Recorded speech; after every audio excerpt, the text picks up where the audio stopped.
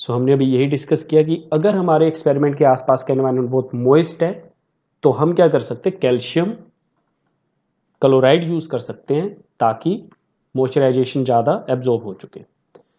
तो यहाँ पे अब देखिए HCl प्लस वाटर, आपने HCl को वाटर में ऐड किया, क्या बन गया H3O पॉजिटिव Cl नेगेटिव। यहाँ पे देखिए हाइड्रोजन 2 थे, यहाँ पे हाइड्रोजन 1 है, मिलके 3 हो गए, oxygen positive Cl negative.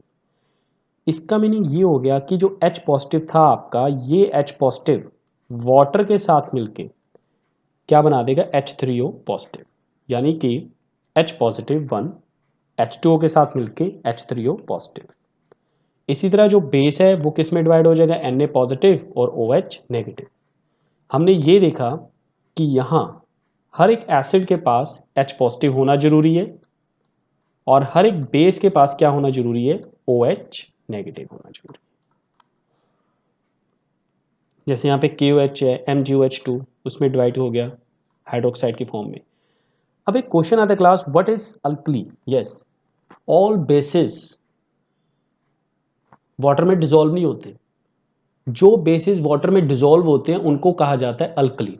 Those bases which are dissolve in water is known as alkali. For example NaOH, NaOH आप अल्कली कह सकते हो, NaOH is known as alkali क्योंकि ये वाटर में डिसॉल्व है। Now acid plus base combine to form salt plus water, इसके base पे हम न्यूट्रलाइजेशन एक्शन भी कर सकते हैं। नाउ ये एक प्रोसेस था जिसको हम कह सकते हैं paw rule. This is PAW, this is PAW। इसको भी हम PPT के थ्रू अंडरस्टैंड करेंगे।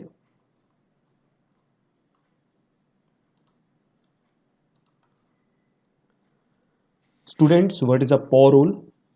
याद रखना है P stand for pour, A stand for acid into water. हमेशा आपने वाटर को एसिड में डाल देना, कभी भी गलती से वाटर को एसिड में मत डालना, हमेशा आपने एसिड को वाटर में डाल देना है। जब भी आप केमिकल लैब में एक्सपेरिमेंट कर रहे हो, याद रखिए आपने एसिड को वाटर में डाल देना है, कभी भी वाटर को एसिड में मत डालना। और इस बात को हम इससे कंफ्यूज नहीं कर सकते कि देखो जी हमने दूध में पानी मिलाया या पानी में दूध मिलाया, बात तो एक ही है, ठीक है, यहाँ पे बात एक है, लेकिन केमिस्ट्री में ये बात नहीं है। हमेशा आपने एसिड को पानी में डालना है, पानी को कभी भी एसिड में मत डाल देना, क्योंकि ये एक तरह से आपकी एक्सोथर्मिक होती है, एक्सोथर्मिक जिसमें से हीट बहुत ज़्यादा निकलती है। अगर गलती से आपने पानी को एसिड में डाल दिया तो हीट बहुत ज़्यादा हो जाएगी और जो बिकर आपका वो एक तरह से ब्रेकआउट भी हो सकता है, स्प्लैश भी हो सकता है। जबकि अगर आप एसिड को पानी में डालते हो तो इतनी रिएक्शन इतनी फास्ट नहीं होती है। कोई भी एसिड, नाउ लिसन क्लास, अब हमारा बहुत इंपॉर्टेंट टॉपिक आ रहा है और बहुत इंटरेस्टिंग भी है। व्हाट इज पीएच स्केल, हमारा बहुत important, that is pH scale. What is pH. हमारे पास एक ऐसा पेपर, एक ऐसा, एक कह सकते हो केमिकल मेथड है जिससे हम पता कर सकते हैं कौन सा एसिड है और कौन सा आपका बेस है। What is the full form of pH? Here full form of P stand for potence. Potence means potential. कितना पोटेंशियल है मेजरमेंट करने का H पॉजिटिव का। So students, what is a pH paper. इसमें कुछ नंबर आपको दिए होते हैं, 0 से लेके 7 तक आपका एसिड कैटेगरी में आता है, 7 से लेके 14 तक आपका बेस कैटेगरी में आता है। तो पीएच की फर्दर कुछ एग्जांपल्स भी हैं, हम उनको डिस्कस कर लेते हैं। Yes, so first of all यहाँ से पीएच, यहाँ से हम डिस्कस करना स्टार्ट कर देते हैं। यस, पीएच स्केल, मैंने आपको पहले ही बताया कि पीएच एक मेजरमेंट करने का कि कौन सा एसिड है आपका, कौन सा आपका बेस है। ये देखिए क्लास, यहाँ पे जो न्यूट्रल वैल्यू है वो 7 तक है आपकी, इस तरफ जो आपकी जाएगी वो एसिडिक है, यानी कि 6 5 4 3 2 1। ये वैल्यूज़ आपके एसिडिक करैक्टर को शो करती हैं, और अगर आपके 8 से ज़्यादा चली जाती हैं तो वो बेसिक करैक्टर को। अब यहाँ पे गास्ट्रिक जूस आपका एसिडिक करैक्टर में आ गया, टोमेटो जूस एसिडिक करैक्टर में आ गया, आपका जो ह्यूमन यूरिन है that is again in acidic region, and pure water again neutral है, ह्यूमन ब्लड आपके बेसिक में आ गए हैं, थोड़ा सा मतलब 7.4 माइल्ड एसिड, इतना भी नहीं है। हैंड सोप आपके, सैनिटाइज़र, यस सैनिटाइज़र आपके बेसिक में आ गए हैं, हाउस होल्ड ब्लीच ये भी आपके बेसिक में आ गए हैं।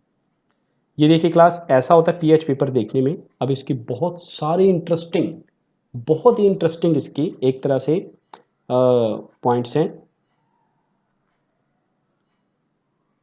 जैसे importance of pH in everyday life क्या होगी, ये देख ली, पीएच पेपर देखने में ऐसा है। Importance of pH in everyday life, yes, हमें कभी ना कभी हनी बी ने तो स्टिंग किया ही होता है, और आप जानते हैं कि उसका जो स्टिंग होता है उसमें एक एसिड प्रेजेंट होता है। बी स्टिंग कंटेन एसिड, जिसको बोलते हैं मिथेनोइक एसिड या फॉर्मिक एसिड, जिसके कारण हमें स्वेलिंग होती है या पेन होता है। इसको इम्प्रूव करने के लिए हम क्या कर सकते हैं, बेकिंग सोडा लगा सकते हैं ताकि थोड़ा बेस, क्योंकि एसिड पे जब बेस लगाएंगे तभी मतलब न्यूट्रलाइजेशन रिएक्शन होगी। एसिड रेन,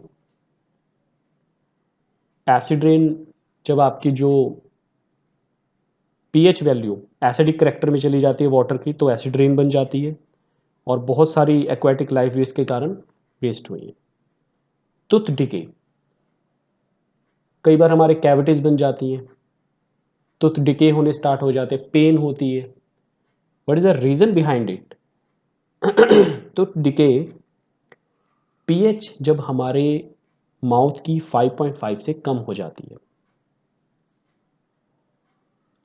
राइट, तो हमारी जो पीएच है वो जो 5.5 से कम हो जाती है, तो हम क्या करते हैं कि यहाँ पे, यस अगेन हम देखते हैं इसको, let us discuss this thing. तो जब पीएच हमारी 5.5 से कम हो जाती है तो हमारी जो कैल्शियम फॉस्फेट होता है, हार्डेस्ट सब्सटेंस, वो एक तरह से डिजोल्व होना स्टार्ट हो जाता है। क्यों?